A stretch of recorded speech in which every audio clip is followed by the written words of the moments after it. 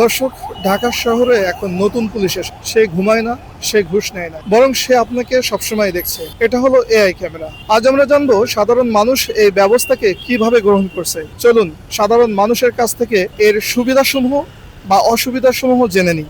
AI ট্রাফিকে বা AI traffic camera যেটা লাগিয়েছে সিগন্যালে, ওইটার কথা শুনছেন কিনা? হ্যাঁ, শুনেছি। ধরা পড়লে মোবাইলে মামলা চলে যাবে, এটা শুনে কেমন লাগছে? এটা আসলে আমাদের জন্য খুবই ভালো, কারণ অনেকেই আমরা এই সিগন্যালগুলো মানি না, এটাকে আমরা ওভারটেক করে চলে যাই। এটা আসলে মানাটা আমাদের উচিত, এটা আমাদের সবার জন্যই এটা মানা উচিত আর কি। ভাই, এআই ক্যামেরা সম্পর্কে জানেন কিনা? হ্যাঁ, অবশ্যই জানি। সিগন্যাল ভঙ্গ করলে অটোমেটিক মোবাইলে মামলা চলে যাচ্ছে, এই বিষয়টা কেমন লাগছে আপনার? হ্যাঁ, খুব ভালো লাগছে, খুব ভালো। আমাদের দেশের জন্য খুব ভালো হয়েছে, আমাদের জন্য ভালো হয়েছে, সবার জন্য ভালো হয়েছে।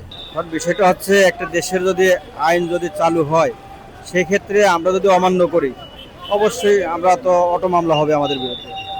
তাহলে আমরা সেভাবে সচেতনভাবে চললে তাহলে তার আমাদের মামলা আসবে না। হ্যাঁ জি হচ্ছে তো ভাই।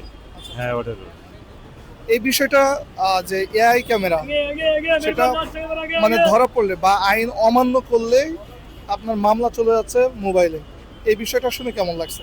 এটা একদিক দিয়ে ভালো আছে, কারণ অনেকে সিগন্যাল অমান্য করে, উল্টা দিক দিয়ে আসতেছে। উল্টা দিক দিয়ে আসলে যে আসতেছে তারও একটা জীবনের নিরাপত্তা নাই, আর যে রানিংয়ে যাইতেছে তারও নিরাপত্তা নাই। তো উভয়ের দিক দিয়ে এটা ভালো ডিসিশন নিচ্ছে সরকার। আর অটো মামলা সিগন্যাল অমান্য করলে অনেকে পালাই যায়, কারণ সিগন্যাল আমরা পালাই যাইতেছে, এটা তো একটা অটো মামলা অটোমেটিক চলে যাচ্ছে। এই দিক দিয়ে সরকার একটা ভালো দিকে একটা ডিসিশন নিচ্ছে, ভালো এটা। জি ভাই, এআই ট্রাফিক ক্যামেরা বসানো হয়েছে, শুনতে পাচ্ছি। আইন ভঙ্গ করলে অটোমেটিক মোবাইলে মামলা চলে আসবে, ঠিক আছে, এটা আমরা অ্যাপ্রিসিয়েট করি, এর জন্য সরকারের ধন্যবাদ।